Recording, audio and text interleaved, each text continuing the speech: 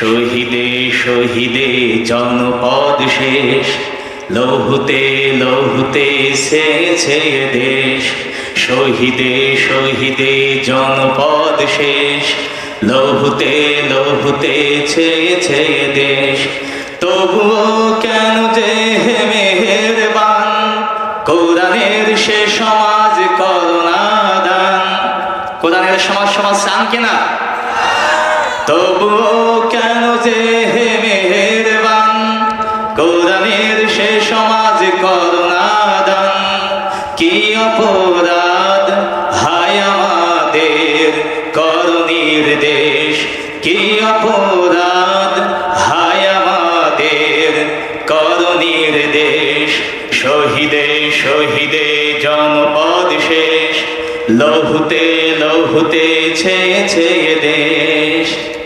তাহলে কি পারভেজের খুন বিপদে বিপথে গিয়েছে রে?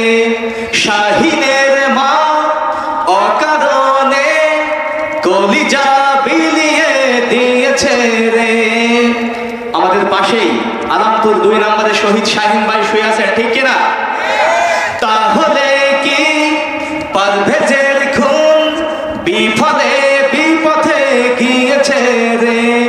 শাহিনের মা অকারণে কলিজা বিলিয়ে দিয়েছে রে। না না না না, তা হতে পারে না। না না না না, তা হতে পারে না। শহীদের প্রাণ চির অম্লান, চিরবাণী শেষ। শহীদের প্রাণ চির অম্লান, চিরবাণী শেষ। শহীদে শহীদে জনপদ শেষ, লৌহুতে লৌহুতে ছেয়েছে এ দেশ। শহীদে শহীদে জনপদ শেষ, লৌহুতে লৌহুতে ছেয়েছে এ দেশ। শাহাদত নাই, জহুর নাই, ইসরাইল আসলাম সোহানো নাই। শাহাদত নাই, জহুর নাই, ইসরাইল আসলাম সোহানো নাই। খুনরাঙা পথ চলতে তবু প্রেরণায় বেদনায় তাদেরই পাই। শয়নে স্বপ্নে সেই স্মরণে, শয়নে স্বপ্নে সেই স্মরণে, সেই স্মরণে ব্যথা তোর মন, ব্যথা তোর মন, রিক্ত পরিবেশ। শহীদে শহীদে জনপদ শেষ, লৌহুতে লৌহুতে ছেয়েছে এ দেশ। শহীদে শহীদে জনপদ শেষ, লৌহুতে লৌহুতে ছেয়েছে এ দেশ। আলহামদুলিল্লাহ,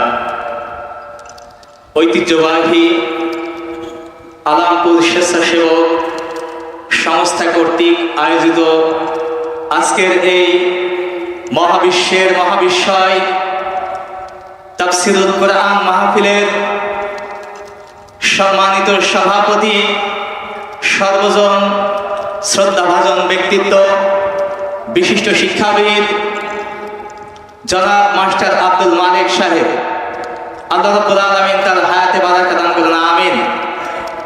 আজকের অনুষ্ঠানের বিশেষ অতিথিবৃন্দ, আমার শ্রদ্ধাভাজন শিক্ষাগুরু মাস্টার মোহাম্মদ মফিজুর রহমান, অনুষ্ঠানের বিশেষ অতিথি আজমপুর ইউনিয়নের গণমানুষের প্রাণপ্রিয় নেতা, মজলুম জননেতা ডক্টর আব্দুল সাত্তার খান সাহেব। আজকের অনুষ্ঠানের মঞ্চে উপস্থিত জাতির শ্রেষ্ঠ সন্তান হযরত উলামায়ে ইকরাম, আমার সামনে উপবিষ্ট তৌহিদি জনতার একাংশ, পর্দার অন্তরালে অবস্থানরতা সতী সাধ্বী সর্বে গুণে গুণান্বিতা আমার মা এবং বোনেরা, আমার সামনে উপবিষ্ট আমার প্রাণের চাইতে প্রিয়, কলিজার চাইতে প্রিয় যুবক ভাইরা, সকলের প্রতি আমার আন্তরিক সালাম। আসসালামু আলাইকুম ওয়া রাহমাতুল্লাহি ওয়া বারাকাতুহু। আজকের এই মাহফিল হওয়ার খুশি না বেজার? অল্প না বেশি? জীবনের সর্বাবস্থায় প্রশংসা করতে হবে কার? সুখে থাকি দুঃখে থাকি যে অবস্থায় থাকি না কেন প্রশংসা হবে একজনের। তিনি কে? আমাদেরকে সৃষ্টি করে পৃথিবীর বুকে পাঠিয়েছেন কে? জীবনের সর্বাবস্থায় বিধান মানতে হবে কার? মুসলমান বাংলার জমিনে বারবার 1971 সাল থেকে শুরু করে আজ প্রায় 54টি বছর আমরা স্বাধীনতার অতিক্রম করেছি, স্বাধীনতার পদার্পণ করেছি, কিন্তু বাংলার জনগণ এখনো প্রকৃত স্বাধীনতার স্বাদ পায় নাই, ঠিক কিনা? এই জন্য আজকের এই তাফসীরুল কুরআন মাহফিলের শুরুতেই আমরা বলতে চাই, আগামীর দেশ, আগামী জাতীয় সংসদ নির্বাচন হবে। এই জাতীয় সংসদ নির্বাচন আল্লাহর কোরআন দিয়ে পরিচালিত হতে হবে, ঠিক কিনা? সুতরাং আজকের এই মাহফিল থেকে আমাদের সিদ্ধান্ত গ্রহণ করতে হবে। আমি পবিত্র কোরআনুল কারীমের 114 নম্বর সূরার 114টি সূরার ভিতর থেকে 2 নম্বর সূরার 154 নম্বর আয়াতে কারিমা থেকে তেলাওয়াত করেছি। আমার আলোচনার বিষয়বস্তু হলো শহীদের মর্যাদা।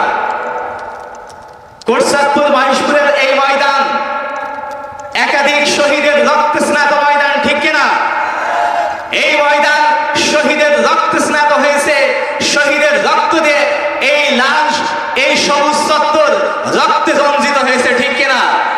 সুতরাং এই ময়দান আজ হোক কাল হোক, যে ময়দানে শহীদের রক্ত ঝরে ওই ময়দান আজ হোক কাল হোক কোরআনের পতাকা পথ পথ করে উঠবেই ইনশাআল্লাহ।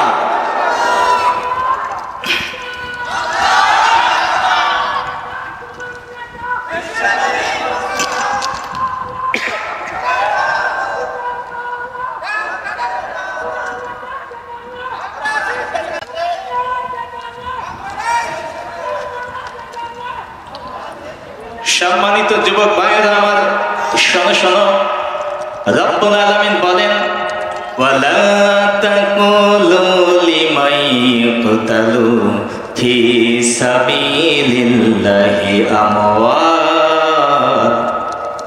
আল্লাহ রব্বুল আলামিন বলেন, যারা নাকি আল্লাহর জমিনে আল্লাহর দ্বীনকে প্রতিষ্ঠিত করার জন্য, আল্লাহর কালিমার পতাকাকে উচ্চকিত করার জন্য জীবনকে বিসর্জন দেয়, তাদেরকে তোমরা মৃত বলো না, বরং তারা জীবিত, ঠিক কিনা?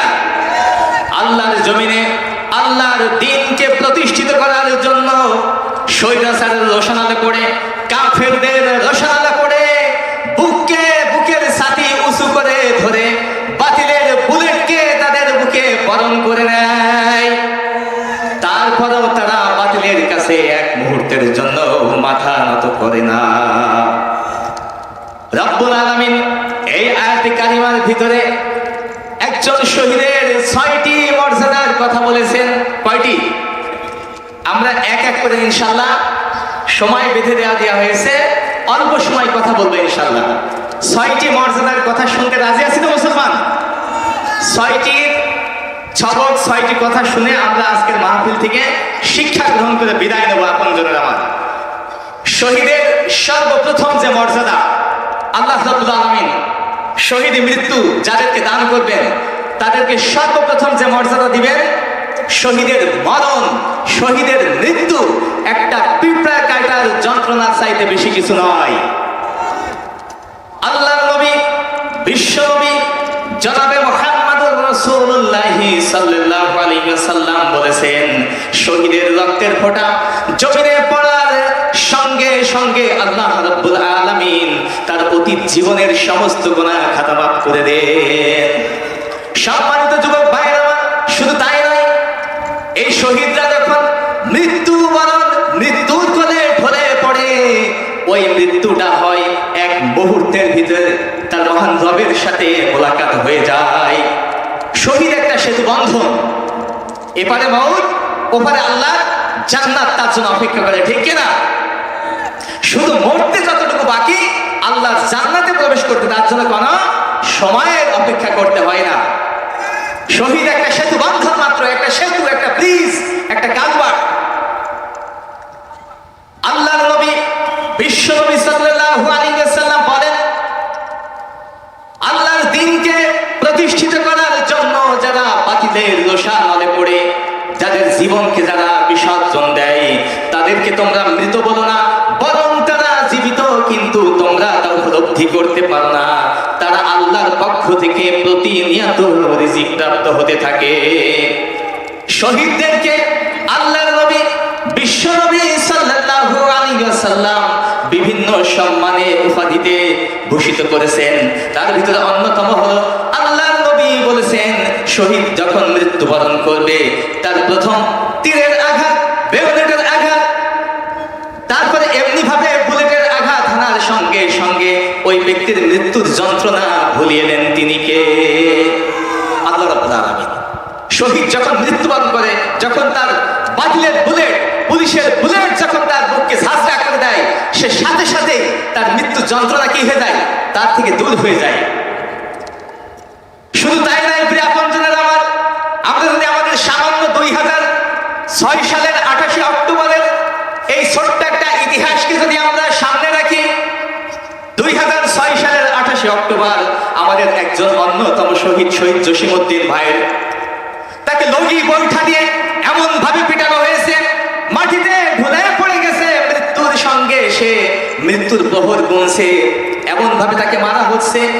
লগি বৈঠা দিয়ে আঘাতের পর আঘাত করে তার শরীরকে ছিন্ন বিচ্ছিন্ন করে দেয়া হচ্ছে। এত কষ্ট, এত যন্ত্রণা আমরা ইতিপূর্বে কখনো দেখি নাই। জসিমউদ্দিন ভাই একের পর যখন লগি বৈঠা, একের পর এক যখন তাকে আঘাত করা হচ্ছে, আমরা আমাদের চর্মচক্ষু দিয়ে দেখেছি, মনে হচ্ছে কত কষ্ট তিনি পাচ্ছেন। কিন্তু রব্বুল আলামিন ওয়াদা করেছেন, শহীদের গায়ে যখন প্রথম যে আঘাত করা হয়, এই আঘাতের পর পরই তার সমস্ত আঘাতকে আমি রব্বুল আলামিন ভুলিয়ে দেই। আল্লাহু আকবার। শহীদরা আমাদের চির গৌরব, জাতির সর্বশ্রেষ্ঠ সন্তান। রব্বুল আলামিন বাগানের ফুল, যে ফুলটাকে তিনি পছন্দ করেন, সেই ফুলকে রব্বুল আলামিন সর্বপ্রথম কবুল করে নেন। প্রত্যেকটা মুসলিমের হৃদয়ে, প্রত্যেকটা মুমিনের হৃদয়ে শাহাদাতের তামান্না থাকতে হবে কিনা? থাকতে হবে কিনা? প্রত্যেকটা মুমিন, প্রত্যেকটা মুসলমানের হৃদয়ে শাহাদাতের, শহীদি তামান্না থাকতে হবে। যে হৃদয়ে শহীদের তামান্না নাই, শাহাদাতের তামান্না যে হৃদয়ে নাই, সেই মুমিন কখনো ইমানদারের মৃত্যু হতে পারে না। সেটা একটা মুনাফিকি হালতে মৃত্যু, ঠিক কিনা? এই জন্য প্রত্যেকটা মুমিন, প্রত্যেকটা মুসলমানের হৃদয়ে থাকতে হবে শহীদের তামান্না, শাহাদাতের তামান্না নিয়ে আমাদের প্রত্যেকটা পথ, প্রত্যেকটা পদক্ষেপ আমাদেরকে সামনের দিকে অতিক্রম করতে হবে। সম্মানিত একান্ত আপনজনেরা আমার, আল্লাহর নবীর একজন বিখ্যাত সাহাবী আব্দুল্লাহ ইবনে উজ্জা, যার কথা ইতিহাসের পাতা, তাফসিরে, যার কথা সিরাতের পাতায় গুলো, পাতায় পাতায় যার ইতিহাস রচিত হয়েছে। আব্দুল্লাহ ইবনে উজ্জা বিখ্যাত একজন সাহাবী। ইসলাম কবুল করার কারণে তার সমস্ত কিছু ছাড়তে হয়েছে। আব্দুল্লাহ ইবনে উজ্জা ছোট্টবেলায় তার পিতাকে হারিয়েছেন। যখন ছোট্ট শিশু, তখন তার পিতাকে তিনি হারিয়ে ফেলেছেন, পিতা মৃত্যুবরণ করেছে। চাচার কাছে তিনি মানুষ হয়েছেন, ছোট্ট থেকে চাচা লালন পালন করেছেন, চাচার কাছে তিনি বড় হয়েছেন, চাচার কাছে তিনি পেশ করছেন, হে আমার চাচা আব্দুল্লাহ, মুহাম্মদ ইবনে আব্দুল্লাহ, এই ব্যক্তি যে আল্লাহর নবী, এটা কি আপনি বিশ্বাস করেন? এটা আপনি বিশ্বাস করেন কিনা? চাচা বলল, হ্যাঁ বিশ্বাস করি। আব্দুল্লাহ ইবনে উজ্জা বলল, চাচা যদি বিশ্বাস করেন ঈমান আনবেন কিনা? আব্দুল উজ্জা চাচা বলল, না কখনো নয়, ঈমান আনবো না। আব্দুল উজ্জা বললেন, চাচাজি আমি এতদিন আপনার অপেক্ষায় ছিলাম, আপনি আগে ইসলাম গ্রহণ করবেন, তারপর আপনার দেখা দেখি আমি ইসলামের সুমহান বাণীকে গ্রহণ করে নেব। চাচার সামনে এই কথা বললেন।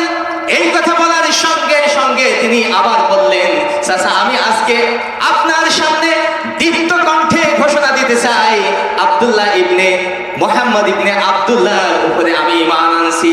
লা ইলাহা ইল্লাল্লাহু মুহাম্মাদুর রাসূলুল্লাহ সাল্লাল্লাহু আলাইহি ওয়াসাল্লাম। আব্দুল উজ্জা যখন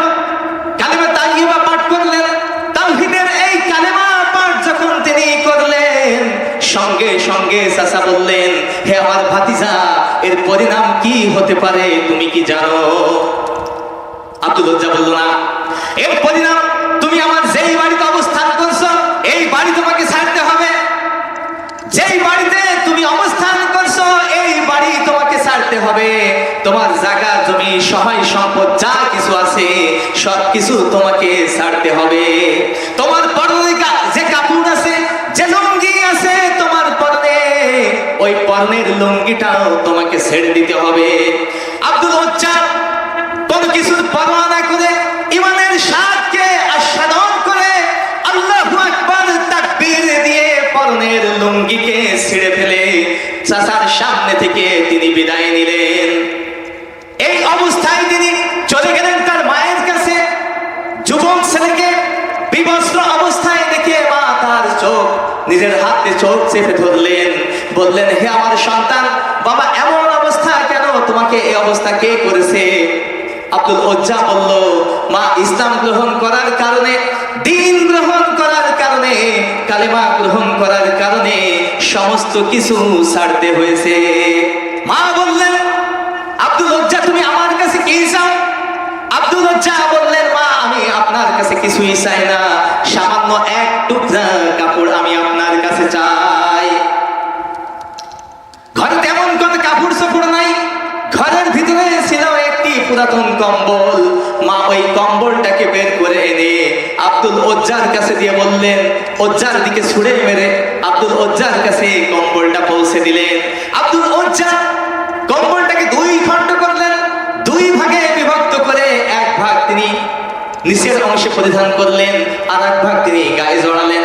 গায়ে জড়িয়ে মদিনার দিকে বিশ্ব নবী জনাবে মুহাম্মদুর রাসূলুল্লাহ সাল্লাল্লাহু আলাইহি ওয়াসাল্লামের মদিনার দিকে মসজিদে নববীর দিকে তিনি উপস্থিত হয়ে গেলেন। বিশ্ব নবী সাহাবী আজমাইনদেরকে নিয়ে মদিনার মসজিদে তখন কোরআন থেকে দার্স দিচ্ছিলেন। আল্লাহর নবী দেখছেন একটা যুবক মানুষ, একটা যুবক ছেলে, পরনে তার ছেঁড়া জীর্ণ কাপড়, চুল উস্কো ফুস্কো অবস্থায় একটা ছেলে মসজিদের দিকে আসছে। যুবক ছেলের আশা দেখে বিশ্ব নবী সামান্য এগিয়ে বললেন, তুমি কে? তুমি এখানে কি চাও? যুবক ছেলেটি বলল, আব্দুল উজ্জা বলল, আমি এখানে এসেছি বিশ্ব নবীর কাছে, আমি তার কাছে ছাড়া আর কারো কাছে আমার দুঃখের কথা আমি বলতে চাই না। আল্লাহর নবী জনাবে মুহাম্মদুর রাসূলুল্লাহ সাল্লাল্লাহু আলাইহি ওয়াসাল্লাম অভয় দিয়ে বললেন, আমি আর কেউ নয়, আমি হলাম মুহাম্মদুর রাসূলুল্লাহ সাল্লাল্লাহু আলাইহি ওয়াসাল্লাম, তুমি আমার কাছে বলতে পারো। আব্দুল উজ্জা বললেন, ইয়া রাসূলুল্লাহ, ইয়া হাবিবাল্লাহ, কোরআনের ঈমান গ্রহণ করার কারণে, কালেমা তাইয়্যিবা পড়ার কারণে আমি কোনো কিছুই আনতে পারিনি, সমস্ত কিছু ছেড়ে দিয়ে এসেছি। আল্লাহর নবীজি বিশ্ব নবী জনাবে মুহাম্মদুর রাসূলুল্লাহ সাল্লাল্লাহু আলাইহি ওয়াসাল্লাম আব্দুল উজ্জাকে নিয়ে আহলে সুফফার ভিতরে তাকে জায়গা করে দিলেন, সাহাবীদের ভিতরে তাকে থাকার ব্যবস্থা করে দিলেন। আব্দুল উজ্জাকে সাহাবীদেরকে বললেন, আব্দুল উজ্জাকে তোমরা কোরআন শিক্ষা দাও, কোরআন থেকে তাকে শিক্ষা দাও। সাহাবীরা তাকে কোরআন শিক্ষা দিতে লাগলেন। কোরআন শেখানোর পরে সে এত জোরে জোরে আওয়াজ করে, শব্দ করে কোরআন পড়ে সাহাবীরা বিরক্ত হতে লাগলেন। সাহাবীরা বিরক্ত হয়ে আল্লাহর নবী বিশ্ব নবীজির কাছে ফরিয়াদ করলেন, বিশ্ব নবীজির কাছে অভিযোগ করলেন, ইয়া রাসূলুল্লাহ সাল্লাল্লাহু আলাইহি ওয়াসাল্লাম, আব্দুল উজ্জা এত জোরে জোরে আওয়াজ করে কোরআন পড়ে, আমরা তার আওয়াজের কারণে আহলে সুফফা যারা আছি আমরা বিরক্ত হয়ে যাই, তাকে একটু আস্তে আস্তে কোরআন থেকে পড়তে বলুন। আল্লাহর নবীজি বিশ্ব নবী জনাবে মুহাম্মদুর রাসূলুল্লাহ সাল্লাল্লাহু আলাইহি ওয়াসাল্লাম বললেন, ও আমার সাহাবীরা, আব্দুল উজ্জাকে তোমরা বাধা দিও না। আব্দুল উজ্জার ঈমান বড় দামি হয়ে গেছে, ঈমান আনার কারণে সে কিছুই আনতে পারেনি, তার পরিবার পরিজন, টাকা পয়সা, ধন দৌলত, এমনকি পরনের লুঙ্গিটাও সে আনতে পারেনি, ঈমান আনার কারণে তাকে সব কিছু বিসর্জন দিতে হয়েছে। আমার যুবক ভাইরা, ইসলামকে রক্ষা করার জন্য, আল কোরআনকে রক্ষা করার জন্য, বিশ্বনবীর হাদিসকে, বিশ্বনবীর নববী সুন্নাহকে উচ্চাকিত করার জন্য আর একবার যদি বাংলার জমিনে 5ই আগস্টের মতো যদি ঘটনা ঘটার চেষ্টা করা হয়, আমরা আজকের এই যুব সমাজ সিদ্ধান্ত গ্রহণ করতে পারি কিনা আগামীর দিন ইসলামের দিন, আগামীর সমাজ ইসলামের সমাজ এই মাহফিল থেকে, তাফসীরুল কোরআন মাহফিল থেকে আমরা সিদ্ধান্ত নিতে পারি কিনা? আজকের এই তাফসীরুল কোরআন মাহফিল থেকে আমরা দীপ্ত কণ্ঠে বলতে চাই, আগামীর দিন ইসলামের দিন, আগামীর সমাজ পরিচালিত হবে আল্লাহর কোরআন দিয়ে, ঠিক কিনা? আগামীর দেশ পরিচালিত হবে আল্লাহর কোরআন দিয়ে। আগামীতে আমরা অতীতে দেখেছি বিভিন্ন ধরনের স্বৈরাচার সরকার প্রায় 54টি বছর ধরে বাংলার জনগণের উপরে স্টিম রোলার চালিয়েছে, ঠিক কিনা? আমরা আর বাংলাদেশের বুকে কোন স্বৈরাচারীকে ক্ষমতায় আনতে চাই না। যখন তখন আমাদেরকে বলা হয় চুট করে যে কোনো মুহূর্তে দেশের ভিতরে তিনি প্রবেশ করবেন, ঠিক কিনা? আপনাকে চুট করে দেশের ভিতরে প্রবেশ করতে হবে না। ইন্টারপোল পুলিশের মাধ্যমে আপনাকে বাংলাদেশে এনে এই জাতির কাজ করে আপনাকে দাঁড় করিয়ে দেওয়া হবে, ঠিক কিনা? এই জন্য সম্মানিত তৌহিদের জনতা, আপনাদের কাছে আমরা উদাত্ত আহ্বান জানাতে চাই। আজকের এই তাফসীরুল কোরআন মাহফিল থেকে আমরা উদাত্ত আহ্বান জানাতে চাই, আগামীর দেশ যদি পরিচালিত হয় আল্লাহর কোরআনের কোনো বিকল্প নাই। আগামীর জাতীয় সংসদ নির্বাচন বাংলাদেশে যত সালেই হোক না কেন, আগামীর জাতীয় সংসদ নির্বাচনে ইসলামপন্থীদেরকে আমরা ক্ষমতায় পাঠাতে চাই, ঠিক কিনা? এই কোরআন এসেছে হুদাল লিন-নাসি ওয়া বাইনাতিন মিনাল হুদা, সত্য এবং মিথ্যার ভিতরে পার্থক্য সূচিত করে দেওয়ার জন্য কোরআন এসেছে, ঠিক কিনা? এই কোরআন শুধু তাফসীর করার জন্য আসে নাই, এই কোরআন শুধু হালুয়া রুটি খাওয়ার জন্য আসে নাই, এই কোরআন এসেছে আমার আপনার জীবনকে পরিবর্তন করার জন্য। এই জন্য আজকের তাফসীরুল কোরআন মাহফিল থেকে আমাদের দীপ্ত শপথ গ্রহণ করতে হবে। এই কোটচাঁদপুর মহেশপুরের ময়দানে অসংখ্য শহীদের রক্ত ঝরেছে, এই রক্তস্নাত ময়দানকে আমরা আবার কোরআনের আলোয় আলোকিত করতে চাই, হেরার আলোয় আলোকিত করতে চাই, ঠিক কিনা মুসলমান? তাই আসুন না কেন রব্বুল আলামিনের এই হেরার আলোয় আল কোরআন দিয়ে আমরা যেন আমাদের নিজেদের জীবনকে আলোকিত করতে পারি, এই সমাজকে যেন আলোকিত করতে পারি। রব্বুল আলামিন বিশেষ করে আজকে দোয়া করি যে যুব সমাজ, এই যুব সমাজ আজকে আবুল বাশার ভাই আমাদের বিদেশ থেকে, সৌদি আরব থেকে তিনি বারবার প্রতিনিয়ত আমার সাথে ফোনে যোগাযোগ করেছেন যে ভাই অনেক কষ্ট হয়েছে, এই মাঠ আজকে আমরা এখানে বসে আছি, এখানে বসার উপযুক্ত ছিল না। যখন এখানে আজকে প্রায় 20 দিন আগে আমি এখানে এসেছিলাম, এই মাঠ পুরো আপনার হাঁটু সমান পানি ছিল। রব্বুল আলামিনের ব্যবস্থা করে দিয়েছেন। এই যুব সমাজ হাড় ভাঙা খাটানি করেছে, আলামপুর স্বেচ্ছাসেবক এই যুব সমাজ। এখানে আপনারা দেখেছেন এই সংগঠনের একজন প্রাণ পুরুষ, একটা প্রতিবন্ধী ছেলে আছে, আপনারা ছিলেন, আপনারা জানেন, আবু নাইম ভাই। সে খুঁড়িয়ে খুঁড়িয়ে হাঁটে। এই ছেলেটা দিন রাত পরিশ্রম করেছে। রিপন ভাই, শাহজাহান ভাই, এভাবে অসংখ্য ভাইরা দিন রাত পরিশ্রম করে ইমাম সাহেব সহ এই মাহফিল বাস্তবায়ন করেছে। রব্বুল আলামিন এই মাহফিল যেন কবুল করে নেন। আগামীতে রব্বুল আলামিন যেন এর চাইতে আরো বৃহত্তর আঙ্গিকে এই মাহফিলকে কবুল করে নেন। আজকের মাহফিলে যারা দূর দূরান্ত থেকে এসেছেন প্রত্যেকের জন্য দোয়া করে, আমার জন্য দোয়া আছে। আজকের কথা এখানেই শেষ করছি। আসসালামু আলাইকুম ওয়া রাহমাতুল্লাহি ওয়া বারাকাতুহু।